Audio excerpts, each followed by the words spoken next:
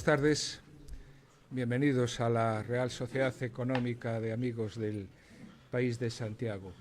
Dentro del ciclo Compostela 2023-2027, presente y futuro, acabamos de celebrar la mesa de debate sobre la universidad y no podíamos dejar de abordar el debate sobre otro pilar fundamental de nuestra sociedad compostelana, que es la Iglesia. Por eso hoy decidimos hacer esta mesa de debate que hemos titulado La Iglesia en la Compostela de hoy. Los ilustrados fundadores de esta sociedad económica hace 240 años compaginaban su condición de clérigo con la condición de profesores universitarios. Quizás por eso los hados han querido que pudiéramos celebrar prácticamente una continuación de otra los debates sobre el papel de nuestra universidad y el papel de nuestra Iglesia. Para eso contamos con la presencia de una persona claramente conocida en nuestra ciudad, el arzobispo de Santiago de Compostela, Monseñor Francisco José Prieto, al que en nombre de la Sociedad Económica tengo que agradecer su presencia y su colaboración en este acto. Entiendo que él es una figura clave en la vida espiritual y social de nuestra ciudad. Con su liderazgo y su compromiso serán fundamentales para preservar y promover las virtudes y las tradiciones que han definido a Santiago como una ciudad de peregrinación y de espiritualidad. El tema de hoy nos permitirá explorar no solo la rica historia de la Iglesia en Compostela, sino también su impacto en la vida social, económica, cultural, cívica, etc. Y, por supuesto, los retos, desafíos y oportunidades que en este momento se le plantean a la Iglesia. Sin más, quiero cederle la palabra a Fernando Barros, ecónomo de la Diócesis de Santiago y secretario de esta sociedad económica, para la presentación de nuestro ponente de hoy, y a todos ustedes agradecerles que hayan decidido venir hoy para estar con nosotros. Muchas gracias.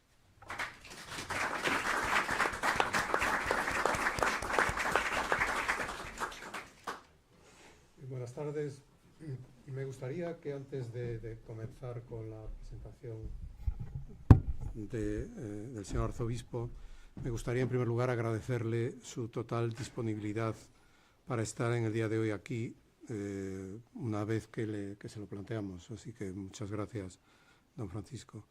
Sea usted bienvenido a una institución que ha tenido desde su origen una muy estrecha relación con la Iglesia y con la universidad. Como decía el presidente en las sesiones anteriores de esta mesa de debate, en este año, pudimos contar con los últimos rectores de la Universidad de Santiago. Y para nosotros hoy es un privilegio el poder tener en esta institución al señor arzobispo de Santiago, al que además acompañan una parte representativa del clero diocesano, entre ellos a nuestro arzobispo emérito, don Julián. Por lo tanto, muchas gracias.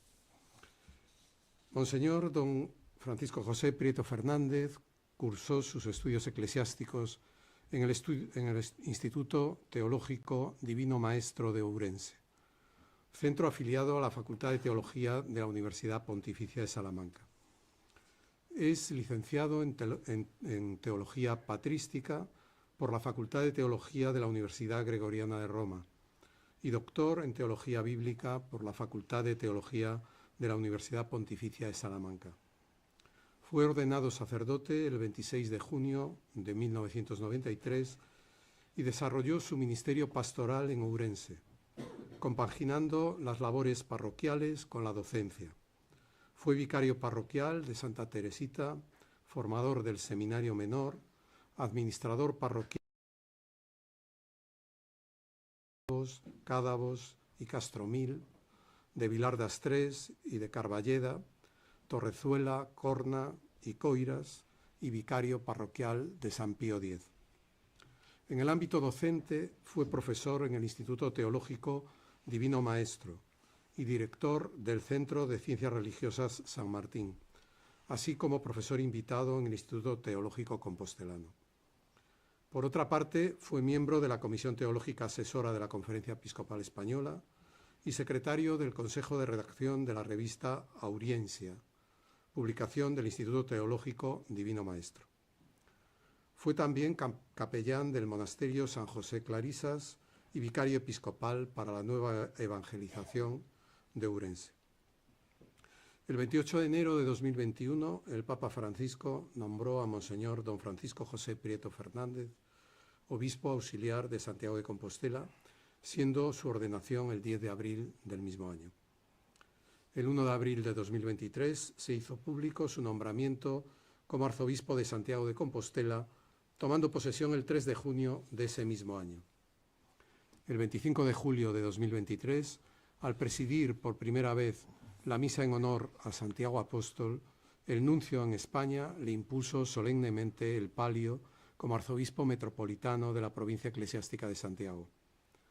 En la Conferencia Episcopal Española es miembro de la Comisión Permanente, vicepresidente de la Comisión Episcopal para Educación y la Cultura y presidente de la Subcomisión Episcopal para el Patrimonio Cultural. Además, es miembro de la Asociación Bíblica Española. Su lema episcopal es Sequi Salvatorem participare et salutem. Seguir al Salvador es participar en la salvación. Don Francisco se caracteriza, entre otras muchas cualidades, por su proximidad y su espíritu de acogida. Ya en su toma de posesión como arzobispo de Santiago, nos transmitía: con todos quiero caminar, como hermanos en la fe, como vuestro pastor y obispo para todos, en una iglesia esta que peregrina en Santiago de Compostela, que ha de ser hogar donde todos cabemos y en la que todos nos alegremos y demos gracias por vivir la unidad en la diversidad, ambos frutos del mismo espíritu, y así busquemos y encontremos la verdad en la comunión con Dios y con las personas. Hemos escuchado y que nosotros refrendamos que don Francisco tiene una gran humanidad y nos referimos a ello relacionado con su naturaleza humana, que tiene que ver con la compasión, la piedad, la misericordia, la consideración, la benevolencia, la caridad, la bondad, la sensibilidad y también la afabilidad. Don Francisco es además un hombre de diálogo. El diálogo, fruto del conocimiento, debe ser cultivado para vivir juntos y construir una civilización del amor, nos dice. Pues aquí le tenemos para dialogar con todos nosotros sobre la Iglesia en la Compostela de hoy. Tiene la palabra, don Francisco.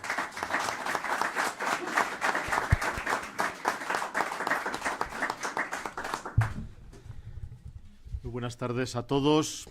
Agradezco estas palabras, tanto del presidente de la Real Sociedad Económica de Amigos del País, de Santiago. Agradezco esta invitación y las palabras de don Fernando Barros, secretario de esta institución y ecónomo de nuestra Iglesia diocesana. Permítame que salude de una manera especial a don Julián Barrio, arzobispo emérito de Santiago, a todos los que en esta tarde nos acompañáis como amigos cercanos y próximos en esta sociedad y en esta ciudad de Santiago, donde todos nos encontramos y reconocemos en esa familiaridad que albergan estas calles y al mismo tiempo esa universalidad que caracteriza esta ciudad en sus recorridos y espacios, al ser como es indudablemente esa meta de los caminos que conducen a Santiago, a la tumba y memoria del apóstol. Agradezco de manera especial el poder estar aquí en esta tarde y precisamente en esta institución que desde su creación en 1783, como se mencionaba, ha tenido un vínculo especial y significativo con la Iglesia compostelana, entre los propios fundadores, algún arzobispo también que la preside, o figuras destacadas recientes en el siglo XX, como fue el conocido don Jesús Precedo, secretario de esta institución, pero sobre todo por la presencia significativa en proyectos, realizaciones que desde la idea del desarrollo de la persona, promocionada desde la educación, proyectos de desarrollo, en esos momentos en los que el siglo de revoluciones industriales, sociales, a las cuales había que responder no desde la clausura en los y la Real Sociedad Económica de Amigos del País fue para esta ciudad doblemente un motor de desarrollo y de posibilidades. Por lo tanto, pues agradezco. Permítanme que comience las palabras que quiero compartir esta tarde tomando unas palabras pronunciadas con motivo de su primera visita aquí a Santiago de Compostela, un 9 de noviembre de 1982 del Papa Juan Pablo II en la Catedral de Santiago, cuando finalizaba su primera visita apostólica a las tierras de España, que yo creo que pueden dar a entender muy bien el significado de esa vinculación histórica, pero también hoy presente y con futuro ciertamente, entre esta ciudad y la Iglesia que la habita o que mutuamente se habitan una a la otra.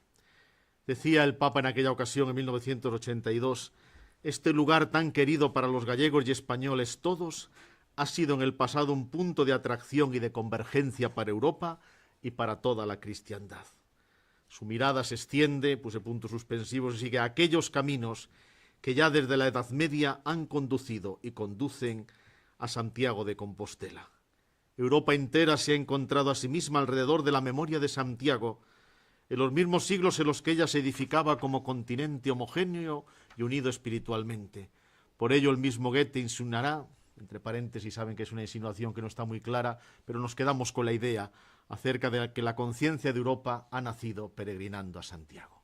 Sigue después este magnífico discurso que yo invito a releerlo, porque aunque pronunciado en 1982 muchas cosas han pasado ciertamente, y a qué velocidad en estos últimos tiempos, pero siguen siendo palabras yo creo que inspiradoras y motivadoras para la propia ciudad de Santiago y lo que ella significa y la presencia en ella a lo largo de la historia de lo que es la Iglesia en Santiago de Compostela. Una ciudad que nace y se puede decir con verdad y crece a la sombra de la catedral que acoge la memoria y los restos del apóstol Santiago. Habría que poner en valor para empezar cualquier reflexión sobre el papel de la Iglesia en Santiago el hecho de que a partir del descubrimiento de la tumba del apóstol se inicia una transformación urbana en torno a la catedral, convirtiendo a esta ciudad en un epicentro de peregrinación y de cultura. Se puede decir que Santiago es un caso único donde una ciudad crece en el entorno de una catedral. Otras ciudades de Europa, del propio Camino de Santiago, burgos iniciales, construyen su catedral. En Santiago la catedral construye la ciudad. ¿Cómo pensar entonces esta ciudad amalgama de ciudades? Santiago es una ciudad que se muestra sencilla y al mismo tiempo recatada a la espera de ser descubierta. Es una ciudad histórica, artística, religiosa, administrativa, política, una ciudad también educativa y sanitaria, comercial y empresarial, una ciudad de encuentro internacional y al mismo tiempo tan familiar. Santiago no es una realidad aislada ni aislable. Debido a la globalización y otros fenómenos culturales y sociales, vivimos y participamos de aquello que afecta a otros lugares, eso sí, siempre desde las peculiaridades propias y singulares que nos caracterizan como habitantes de esta ciudad. Con el descubrimiento de la tumba del apóstol Santiago, a mediados del siglo IX, Europa mira hacia este lugar del extremo occidental. Son y serán 1200 hasta ahora años de historia jacobea que conocemos todos sobradamente. Del bosque de Libredón a la plaza del Obradoiro, del sencillo templo de Alfonso II a la catedral románica, consagrada en 1211 con la asistencia de Alfonso IX. Transcurridos menos de 2 siglos tras la invención, aquel milagroso hallazgo del sepulcro apostólico hizo que el fenómeno jacobeo se asentara y preparara para afrontar una nueva etapa de desarrollo para la cual era preciso contar con una gran catedral.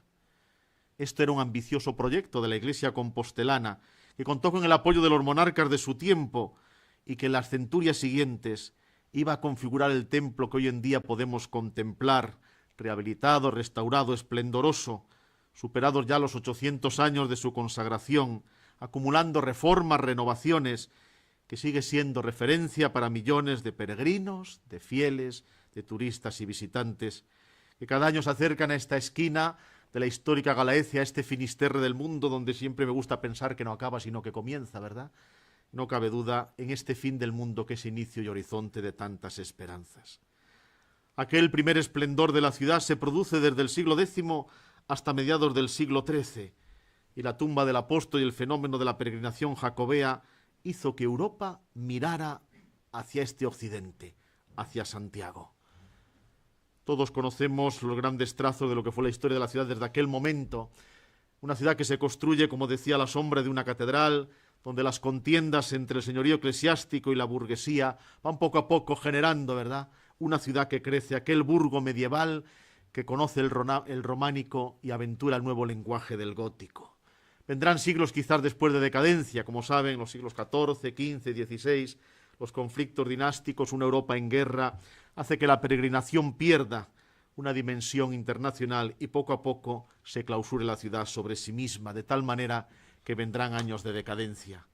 Pero el relato de la historia llevará que poco a poco, con el paso de los siglos, dejando atrás los siglos XVII y XVIII, comienza a partir de ese momento, precisamente cuando históricamente se constituye la Real Sociedad Económica de Amigos del País, un nuevo esplendor de esta ciudad, que poco a poco va dejando atrás aquellos siglos de postración y sobre todo los comienzos del siglo XX comienzan a hacer el Santiago que hoy conocemos. Pero si después de estos trazos más que gruesos acerca de la historia de esta ciudad, si hay algo que aparece como una constante a lo largo del tiempo que caracteriza el dinamismo y el esplendor, y es que cuando Santiago, como ciudad, conoce un liderazgo conectado a esas corrientes que llegan a través del Camino de Santiago, religiosas, culturales y de pensamiento, que la vinculan y la vertebran con Europa, es entonces cuando Santiago conoce proyectos integradores y deseos compartidos. Santiago brilla cuando se abre a Europa y se descubre como meta y horizonte del Camino de Santiago y de los caminos que lo vertebran. Santiago como legado fecundo por renovar y Compostela como progreso y serenidad para reflexionar cara al futuro, en el que hay que combinar siempre tradición e innovación, con el fin de que todos superemos la tentación de la niebla de la atonía. En primer lugar, Santiago, una ciudad religiosa, que lo es más, o no solo por su catedral, habría que decir. En lenguaje bíblico diríamos una ciudad levítica, que lo es ciertamente, universitaria, hospitalaria, constructora de identidades. La presencia material de la Iglesia en esta ciudad es evidente, considerablemente mayor que en otras quizás. Peregrinaciones, arzobispado, catedral, conventos, seminarios, colegios, obras sociales. Esto hace por una parte que la ciudad sienta esa presencia con más intensidad y por otra justifica de suyo y hace surgir la oportunidad como un reto y una responsabilidad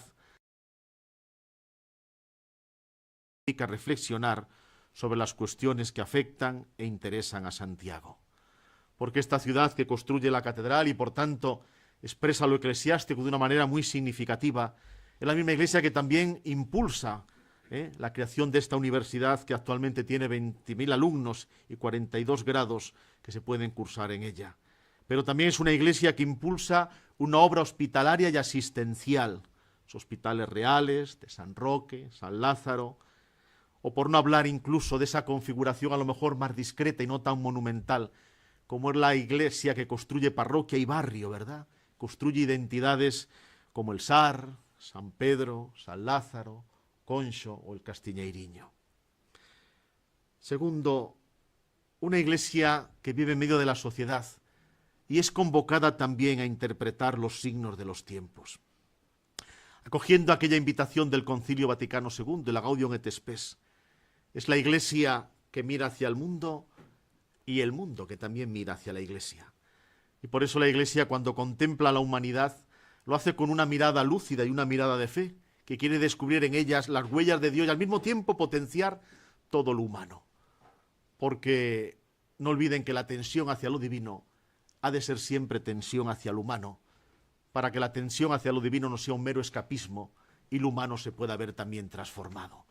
Por eso que la Iglesia conserve siempre esa mirada lúcida y una actitud siempre de servicio para lograr siempre, cuando mire al mundo y descubrir también, y pueda pronunciar como el Génesis lo hace, cuando la obra creadora es descrita viendo que todo era bueno y que el hombre además y la mujer eran muy buenos, salidos de las manos de Dios.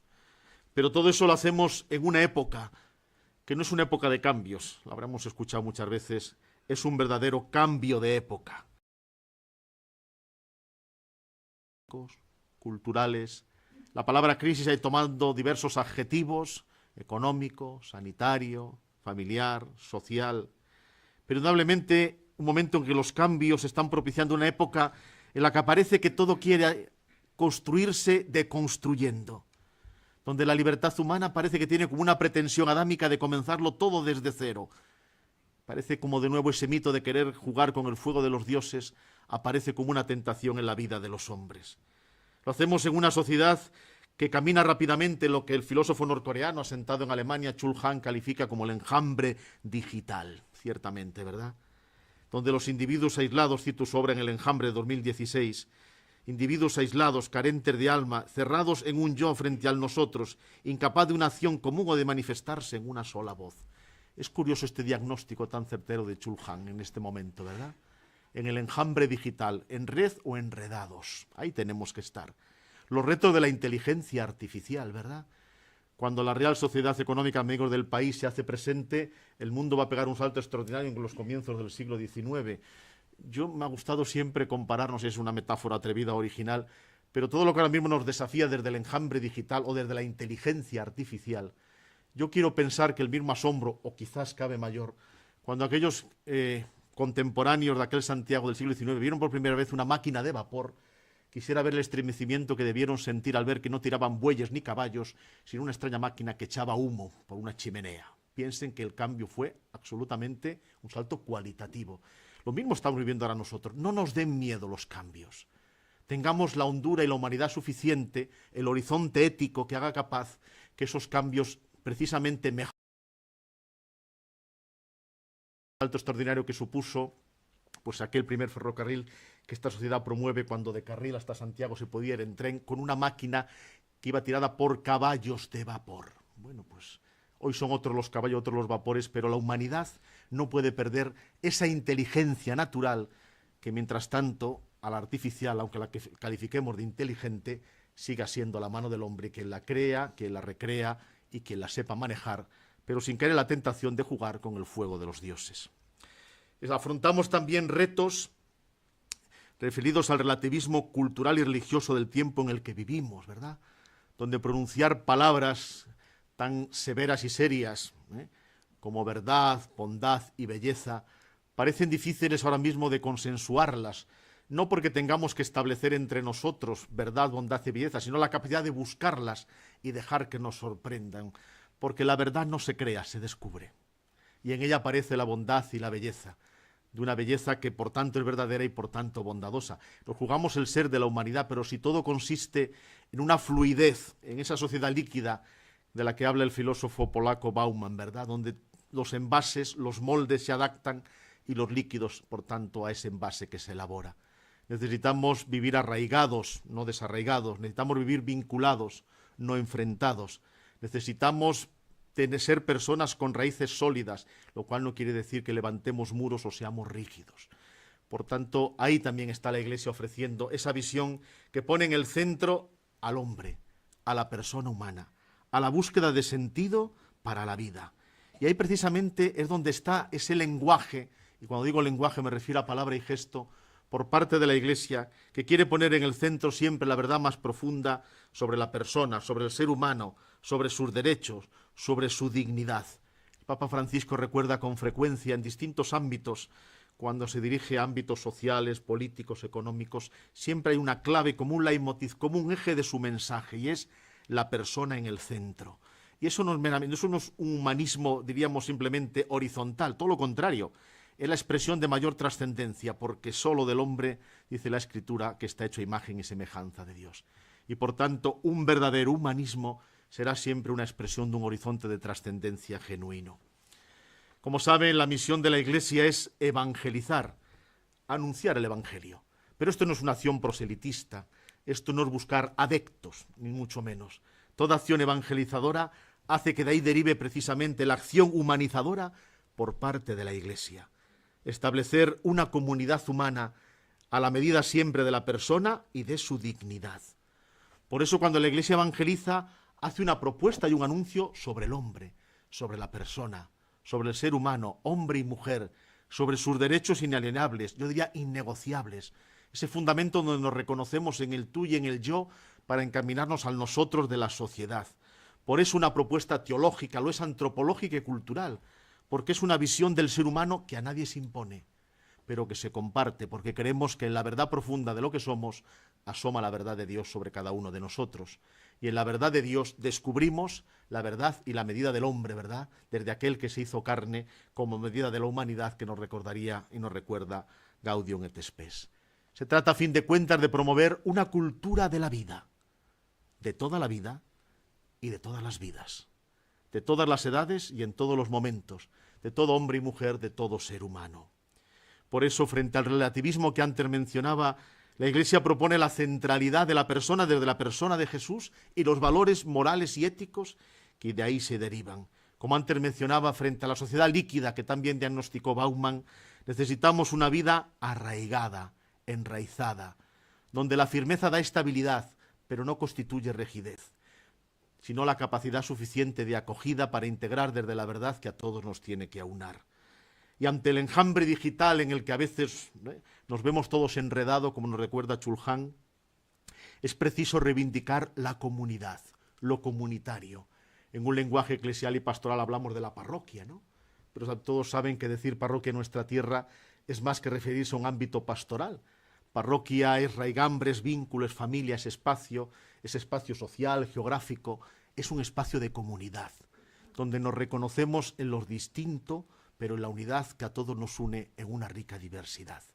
Por tanto, también la Iglesia ahí propone y reivindica cómo la persona, el tú y el yo, cuando se hacen nosotros, es entonces cuando el ser humano hace aflorar mayores posibilidades que cuando lo que hace es a lo mejor trazar puentes que no está dispuesto ni siquiera a construir, ni siquiera a recorrer.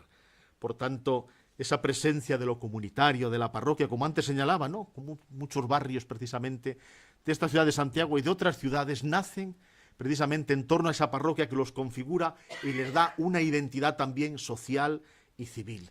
Quizás porque la comunidad y la parroquia están presentes en los momentos fundamentales de la vida que inicia, que crece, que madura, que finaliza, que finiquita.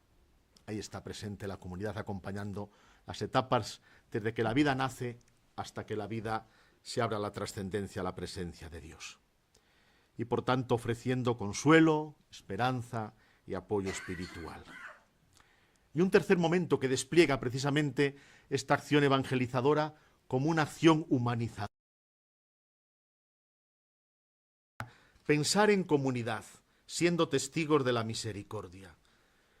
No hay exceso ni pudor si afirmo que la Iglesia de Santiago y en Santiago, entendida como ciudad, no solo como diócesis, es la entidad quizás que a día de hoy tiene un mayor y más extendido compromiso con las necesidades de las personas y sus carencias, no solo espirituales, sino afectivas, económicas, laborales, sociales y familiares. Tal vez sería necesario hacer una mayor reafirmación pública de su intención de seguir siendo la voz de los que no tienen voz. Por eso la Iglesia siempre ha tenido fruto y resultado de que en el Evangelio hay una inexcusable dimensión social, recuerda el Papa Francisco en Evangelii Gaudium, esa acción humanizadora, solidaria, un ejercicio de fraternidad, un promover, como diría el Papa San Pablo VI, la dignidad de todo el hombre y de todos los hombres. El compromiso con esos heridos que tantas veces quedan orillados en los caminos de la historia. E incluso quisiera hacerlo aquí esta tarde de manera especial, reivindicar una expresión que ha sido últimamente cuestionada, pero yo la traigo aquí, que es la justicia social. Saben que esta palabra la forja un jesuita italiano, Luigi Traparelli, a finales o comienzos más bien del siglo XIX, y lo que quería es darle aquel derecho natural de Tomás de Aquino, plantearlo y situarlo en la nueva cuestión social. Recuerden que en 1891 el Papa León XIII publica la Rerum Novarum ante aquellas cuestiones. Más de alguno pensó que si el Papa no estaría en peligro de herejía ante aquella encíclica como fue la Rerum Novarum,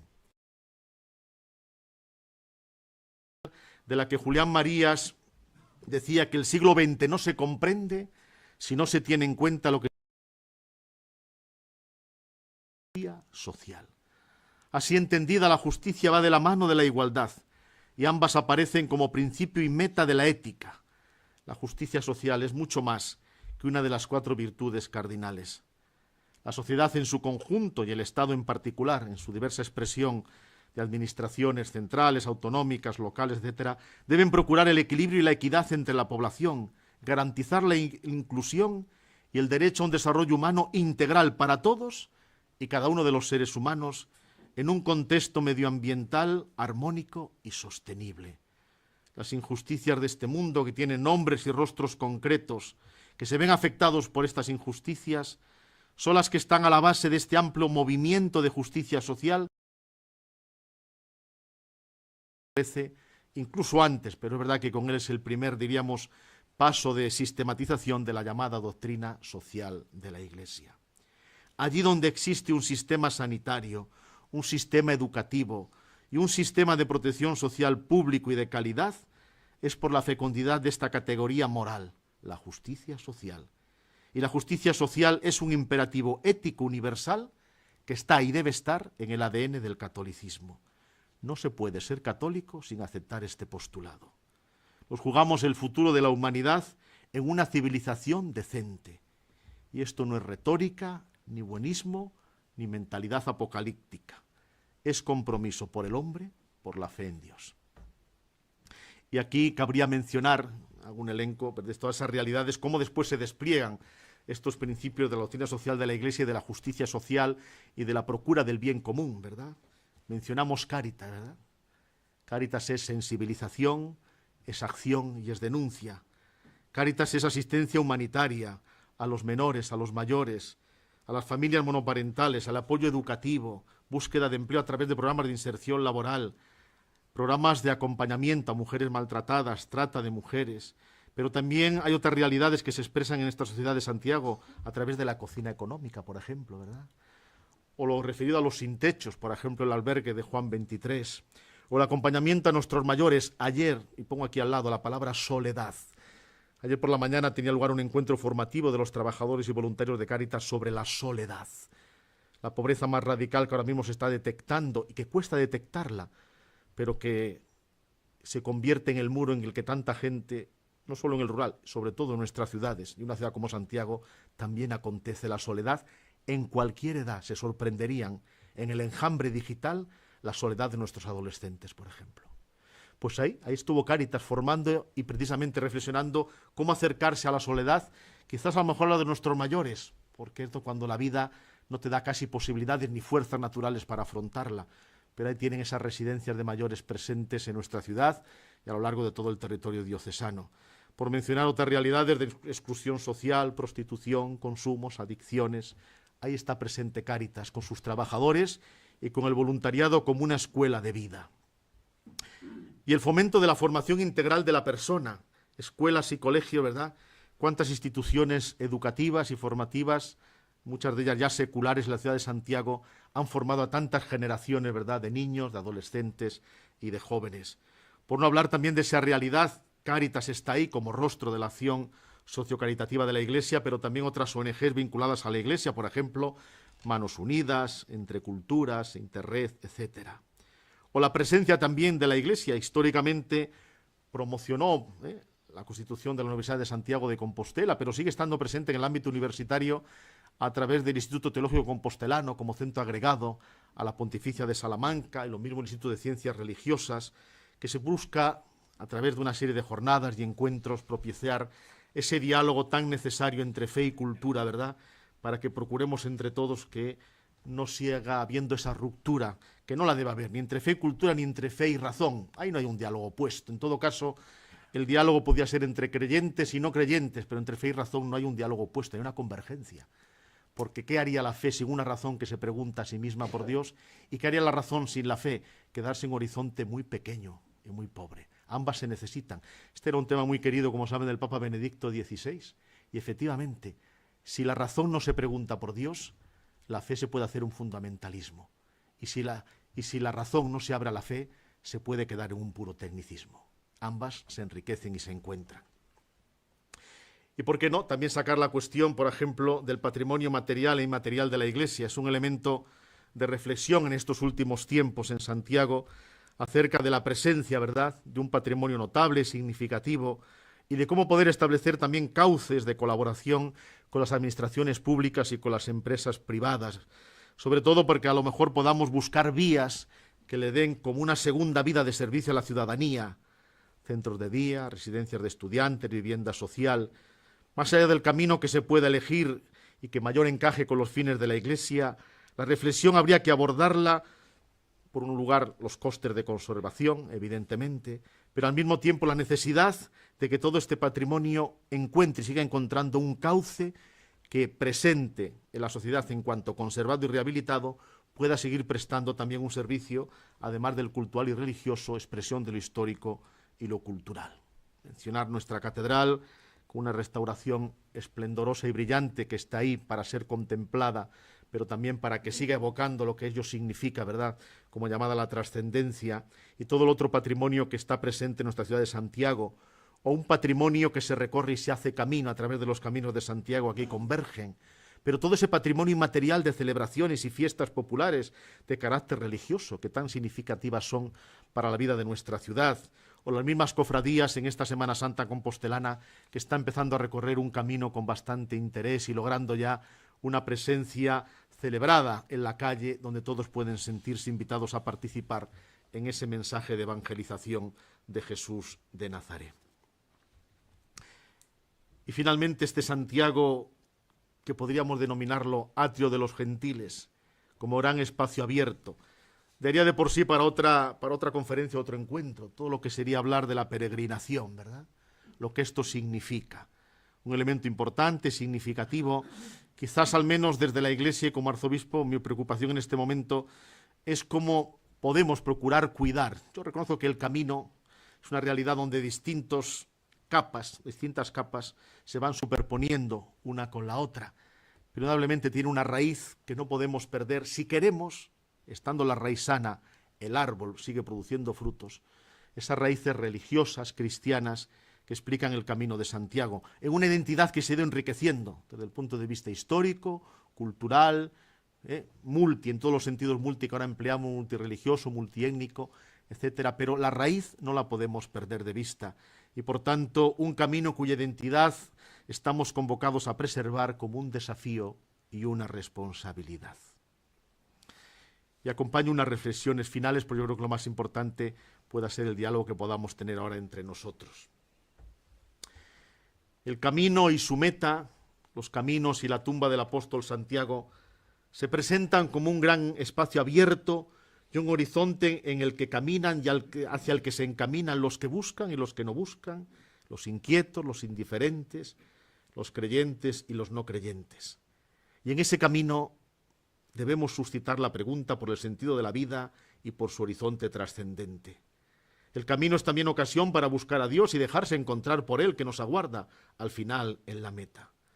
Pero también, como la mochila del peregrino, ligeros de equipaje, pero densos de vida y de ganas de encuentro, de propuestas, de escucha, para ofrecer al caminante también el don de la fe, como alguien escribió, es una intelectual italiana, Natalia Ginzburg, ¿verdad? La fe es una bandera que se lleva con gloria, no se lleva con gloria, sino como una vela encendida que uno porta en la mano entre la lluvia y el viento en una noche de invierno.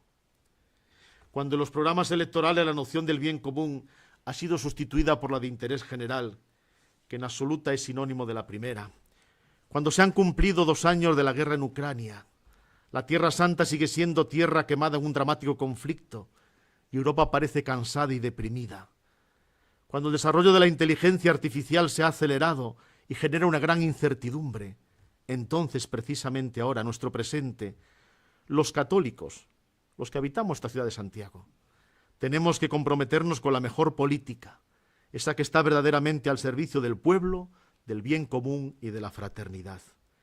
En esta Europa que encontró y encuentra una de sus realizaciones y expresiones más genuinas en el camino de Santiago, debemos aprender a escuchar más y con más atención. El camino muestra que Europa, la humanidad podríamos decir, es un proyecto común, ante todo de personas y pueblos, no únicamente de estrategias políticas y económicas, que deben ser escuchadas para construir una fraternidad social que nos conduzca a ser, y cito palabras del Papa Francisco en un discurso ante el Parlamento Europeo en el año 2014, a ser un mensaje de esperanza basado en la confianza de que las dificultades pueden convertirse en fuertes promotores de unidad, para vencer todos los miedos que Europa, junto a todo el mundo, está atravesando. Esperanza en el Señor, que transforma el mal en bien y la muerte en vida.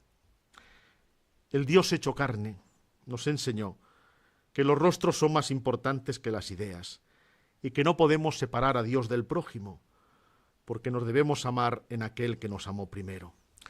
Es atrevido, osado y en ocasiones hasta molesta hablar de Dios, pero al mismo tiempo no podemos callar acerca de Él, porque es palabra que produce vértigo y misterio. Pero atención y concluyo. Iniciaba citando al Papa Juan Pablo II, pero voy a concluir citando al Papa Benedicto XVI, las palabras que tuvo con motivo de su homilía en la Plaza del Obradoiro, en la última ocasión en que un Papa visitó Santiago, un 6 de noviembre del año 2010. Dejadme, decía el Papa Benedicto en aquella ocasión, que proclame desde aquí, la Plaza del Obradoiro, la gloria del hombre, que advierta de las amenazas a su dignidad, por el expolio de sus valores y riquezas originarios, por la marginación o la muerte infligida a los más débiles y más pobres. Atención, no se puede dar culto a Dios sin velar por el hombre su hijo, y no se sirve al hombre sin preguntarse por quién es su padre y responderle a la pregunta por él. La Europa de la ciencia y de las tecnologías, la Europa de la civilización y de la cultura, tiene que ser a la vez la Europa abierta a la trascendencia y a la fraternidad con otros continentes, al Dios vivo y verdadero desde el hombre vivo y verdadero. Esto es lo que la Iglesia en Santiago de Compostela, lo añado, desea aportar a Europa, velar por Dios y velar por el hombre desde la comprensión que de ambos se nos ofrece en Jesucristo. Muchas gracias a todos.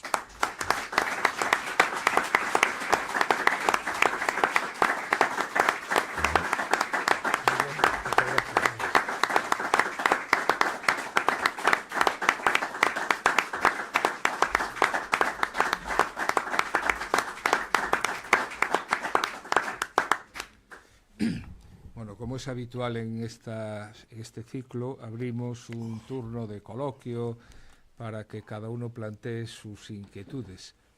A mí me gustaría, y aprovechando que estoy aquí, ¿no?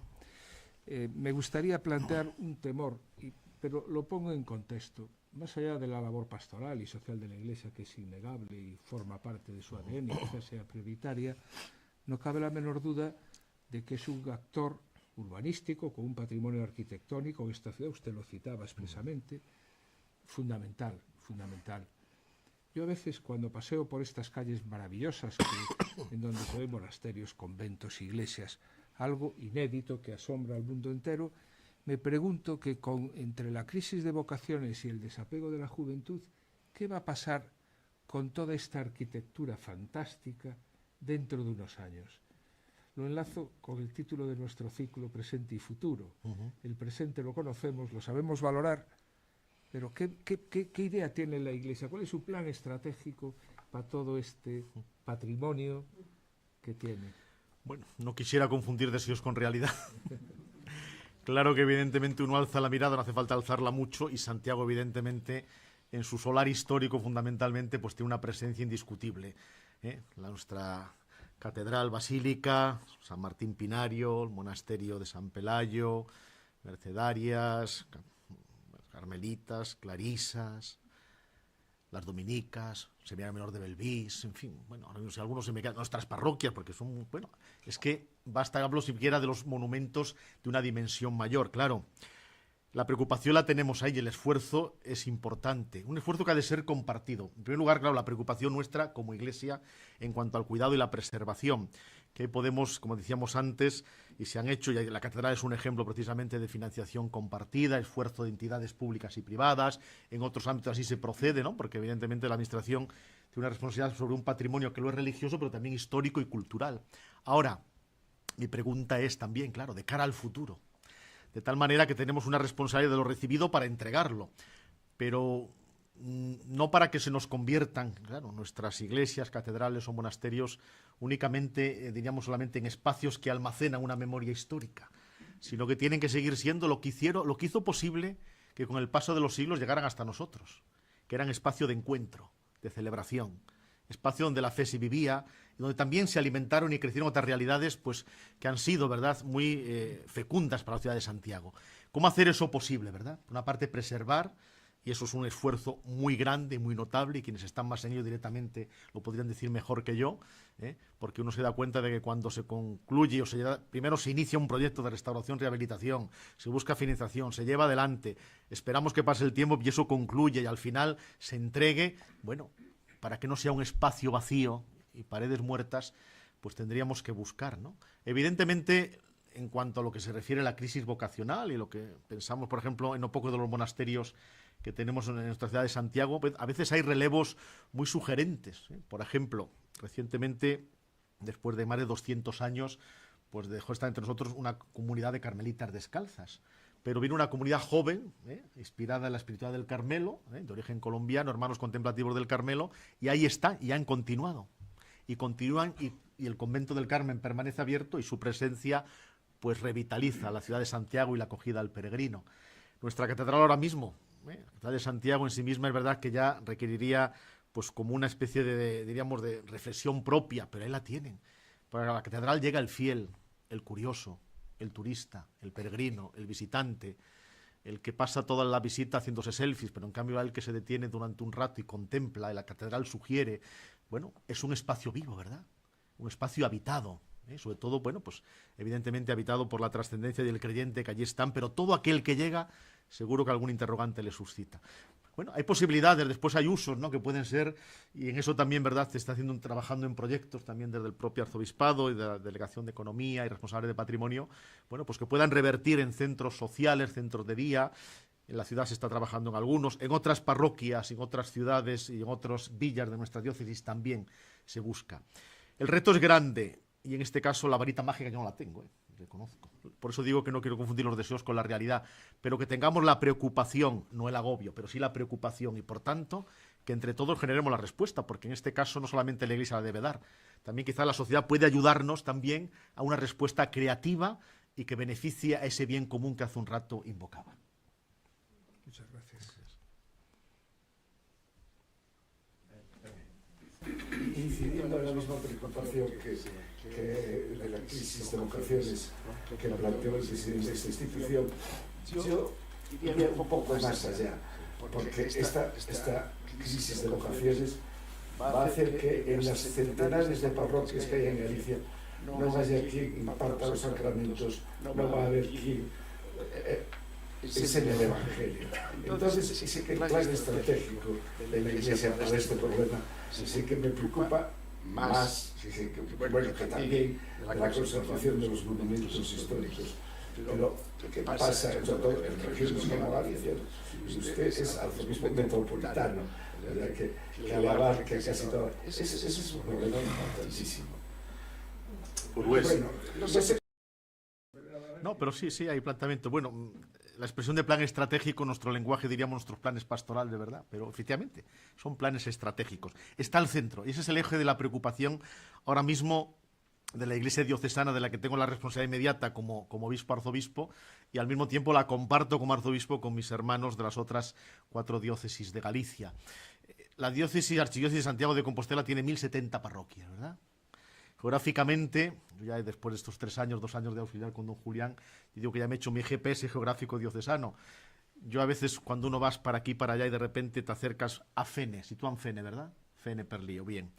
Ahora bajen conmigo hasta Cangas. De acuerdo. Siempre digo, Cangas se llama Parroquia de Santiago de Cangas e Islas Cíes, por si acaso. Muy bien. Y después, si quieren, nos vamos en el otro sentido, del este al oeste, desde Sobrado de los Monjes, más o menos, hasta Fisterra, Camariñas. Ahí está la archidiócesis, la diócesis propia de Santiago de Compostela. 3 ciudades, Coruña, Santiago y Pontevedra, cada una con su peculiaridad, con su universo, con su mundo y con su singularidad. Bueno, pues eso es lo que el arzobispo de Santiago procura pensar con sus sacerdotes, sus colaboradores, sus laicos, sus comunidades religiosas. ¿Cómo podemos hacer que siga habiendo esa presencia en el territorio? Esa es ahora mismo nuestra preocupación central. Le digo, lo es de nuestra archidiócesis, de otras diócesis de Galicia. El resto de España tiene realidades diversas, pero también hay preocupación. Piensen en Castilla, por ejemplo. Es un ejemplo, el propio Aragón, etcétera. Bueno, sus peculiaridades cada una. Pero lo que estamos es trazando un plan poco a poco, porque no es fácil. La Iglesia, que es de larga historia como institución, presente en la vida de los hombres, pues una institución también donde la tradición a veces acumula y a veces también frena, sobre todo cuando la tradición se convierte en tradiciones y rutinas. Entonces a veces hay que cambiar actitudes, modelos mentales, precisamente para generar una manera de seguir estando presentes, ¿no?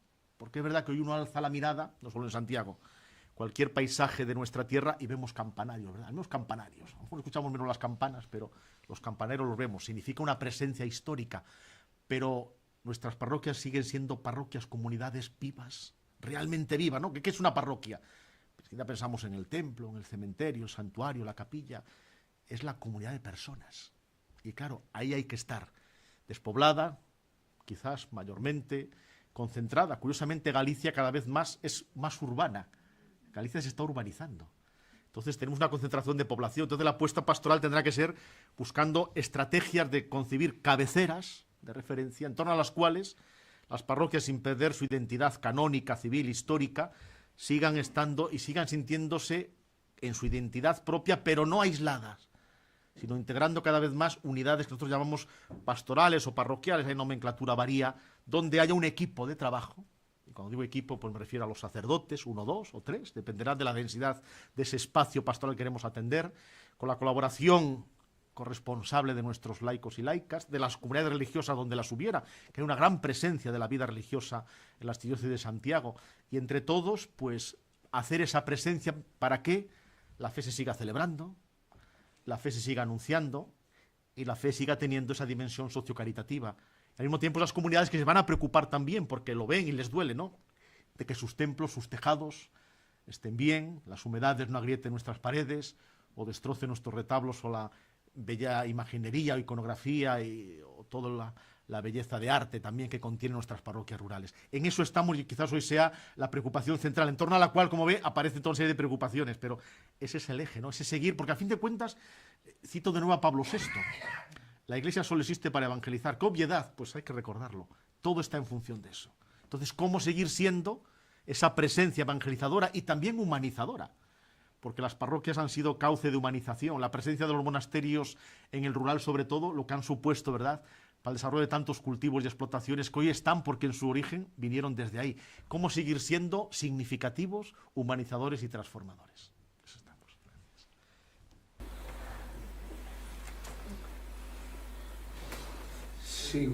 Voy a seguir yo. Hay un tema que está con cierta actualidad, que es el tema del turismo. Más allá de la oportunidad política o mediática que tiene ahora, no cabe la menor duda que Santiago se está configurando en los últimos años alrededor de un factor económico que es el turismo asociado al peregrino, que es cientos cada año, y al turista que viene pues atraído por la monumentalidad o por el nombre de todas estas cosas. Es decir, ¿cómo ven desde su arzobispado esta polémica o esta situación de que se achaca de masificación del turismo en Santiago? Bueno, una cuestión interesante. Bueno, la vemos y yo la veo literalmente todos los días, ¿verdad? Al vivir donde habito en la casa del arzobispo, en la Plaza de la Inmaculada, pues indudablemente uno tiene la oportunidad de ver, porque allí prácticamente, ¿verdad?, confluyen todos los caminos, y por el sur del Obradoiro llega el camino portugués, etcétera. Y bueno, el caso es que ahí se ve, claro, todos los días yo lo veo y lo compruebo. Yo entiendo que por una parte Santiago como ciudad, y corríjame, yo soy un recién llegado, ya vecino de Santiago desde hace 3 años, pero bueno, una ciudad que ya es mía y yo soy vecino de esta ciudad de Santiago. Entonces yo creo que es una ciudad que, por una parte, tendría que reconocerse a sí misma, quienes la habitan, quienes la habitamos, quizás reconociendo la singularidad que tiene, que es extraordinaria, es única, es única. Decir a estas alturas que Santiago es comparable a Roma y Jerusalén es una obviedad, y es cierto, no es ningún exceso, todo lo contrario. Y más lo fue. Imagínense en aquella Edad Media, cuando Tierra Santa está bloqueada por la invasión de los sarracenos y no se podían visitar los santos lugares, Santiago se convierte. Ahora es un factor que está influyendo. El triste drama de la guerra de Gaza propicia que más peregrinos vengan a Santiago. O sea, ¿por qué vienen a Santiago? Es indiscutible. O sea, Santiago, como decía antes, es una ciudad que a ese descubrimiento, tumba, memoria del apóstol Santiago y todo lo que a partir de ahí se desarrolla como catedral, como ciudad, como historia y como peregrinaciones. Eso no lo podemos perder de vista. Y claro, en este extremo del occidente europeo, donde los caminos de Europa prácticamente como si fuera una red que se vertebraba desde lejos, llegaban hasta aquí y siguen llegando de tantos lugares. Ahora mismo el camino sigue siendo, y ojalá no lo perdamos, a todo esto también aprovecho para recordarlo, que no lo perdamos como un camino que constituye y configura Europa, que sería otra cuestión importante, pero como un camino de Europa, pero que ahora mismo es un camino al que llegan desde América, de norte a sur, desde América, desde Asia, en menor medida África, y ahí está. Entonces yo entiendo que eso requiere, por una parte, eso, aceptarlo, reconocerlo, yo diría, me atrevo a decir, agradecerlo. Ahora, entre todos debemos cuidarlo. Antes lo mencionaba, simplemente lo enunciaba expresamente, y no me refería únicamente, evidentemente, como arzobispo me tocaría defender un cuidado de su raíz cristiana y espiritual que debe seguir estando ahí. Pero tenemos que cuidar lo que eso significa, ¿no? Porque claro, Santiago ahora mismo, por todo ello sumado, pues es un atractivo para el peregrino indiscutible. Él es el que justifica la razón de ser y el que llega, ¿verdad?, se acerca a la catedral o a la Puerta Santa cuando es Año Santo, etcétera. Está el visitante, está el turista, está el ocasional, el que viene rápido. Quizás también ahora mismo Santiago estará sufriendo lo que puede ser quizás una especie de exceso a la hora de concebir incluso el propio turismo, porque tendríamos que recuperar quizás entre todos, y esto escapa lógicamente de mis capacidades, pero lo dejo ahí, un turismo donde todos aprendamos de nuevo, nos reeduquemos en disfrutar de lo que se nos pone delante, las personas, los lugares, los espacios, lo que evocan, ¿no? Porque a veces... Y entonces quizás necesitamos, y eso es una labor titánica, pero que merece la pena. Yo creo que entre todos, haciendo un esfuerzo, me refiero sobre todo por parte del arzobispado, ahí estamos, y cuenten con nosotros, por supuesto, las administraciones local y autonómica la aceptan muy directamente, y la administración central también en su medida. Pero yo creo que merece la pena que lo cuidemos, porque Santiago está ahora mismo en un momento extraordinario, y yo puedo contar más de una vez, si quieren cuento una anécdota, siendo como yo era, antes mencionaba los estudios en Roma, en el año, pues rápidamente, febrero del 93, primer año de estudios en el Colegio Español de Roma, yo era diácono, y todos emocionados porque una mañana temprano fuimos a celebrar misa presidida por el Santo Padre en su capilla privada, San Juan Pablo II, ¿verdad? Al acabar nos saluda a todos y se para, claro, yo era el diácono, entonces se para unos segundos más. Entonces, claro, me preguntó de dónde era. Yo le digo de Orense, yo creo que se hubiera quedado, y en la foto que sacan, como le estoy diciendo, sí, soy de Orense, pero es una ciudad cercana a Santiago de Compostela, e instantáneamente su mirada se iluminó y me situó. Ese es un ejemplo, para que vean. Yo le dije al Papa, soy un diácono de una diócesis cercana a Santiago de Compostela y no hizo falta más. Bueno, eso significa mucho, ¿eh? Cuidémoslo entre todos, merece la pena. Hay que hacer un esfuerzo, fuera demagogias, fuera ideologías, porque tan peregrinos son los que llegan de 2 en 2 como los que llegan de 100 en 100. Y unos llegarán en silencio, otros a lo mejor cantan en exceso, pero son peregrinos. ¿De acuerdo? ¿Me entienden? Gracias. Bueno, como vamos perfectos de horario, si no hay más preguntas, me van a permitir que agradezca expresamente la presencia y la colaboración de don Francisco hoy con nosotros. También que recuerde que hacemos un paréntesis de verano, retomaremos este ciclo de mesas debate en el mes de septiembre, en donde abordaremos un tema que también tiene una cierta actualidad, que es el tema de la artesanía en Compostela. Pretendemos enfocarlo desde varias vertientes. Participará Ana Pérez Varela como profesora de Historia, Enrique Fin, presidente de Uribes de Compostela, Elena Fabeiro, presidenta de Artesanía de Galicia, Mónica Cao, de Artesanía y miembro de Creativas de Galicia, y posiblemente alguno más. Están todos ustedes invitados. Y del otro ciclo, que también le tenemos muchísimo cariño, es el Pereiro Caeiro, el arquitecto, autor de muchos edificios aquí en Santiago. Y aprovechando, y que quede claro que es sin vanidad, don Francisco, quiero recordar a que si se pasan por el Museo del Prado, no dejen de visitar la pintura que esta sociedad económica tiene allí expuesta en la exposición de las transformaciones sociales del siglo XIX. Y, por supuesto, mucho más cercano, invitarles a que vayan a San Martín Pinario a la exposición de las edades del hombre, que ayer inauguró don Francisco junto con los presidentes de Galicia y de Castilla y León, en donde también hay piezas expuestas de esta sociedad económica. Por lo demás, muchas gracias por estar hoy con nosotros.